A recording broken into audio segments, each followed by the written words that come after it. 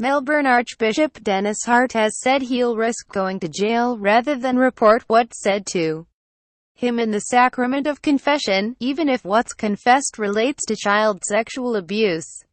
His latest comments, made on ABC Radio, were responding to a recommendation from the Royal Commission into Institutional Responses to Child Sexual Abuse to make reporting child sexual abuse allegations mandatory in institutions, including when an allegation is made in religious confession. Failure to report would be a criminal offence. Melbourne Archbishop says he'd rather go to jail than report child abuse heard in confession. Read more. The recommendation is one of a suite of proposed reforms to improve transparency and reporting of sexual abuse and improve the law's effectiveness to apprehend sexual abusers and protect children. Archbishop Hart wouldn't report something said in confession by a child who's been abused or by an abuser.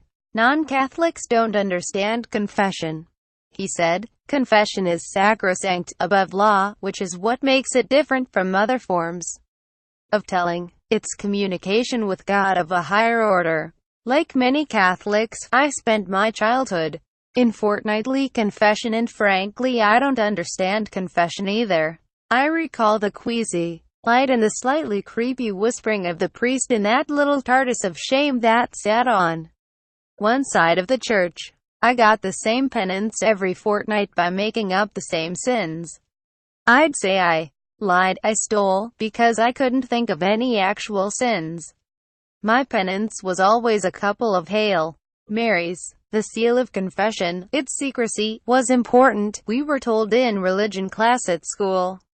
A priest was hanged for a murder he didn't commit because he wouldn't reveal the murderer's true identity, which he'd learned through confession.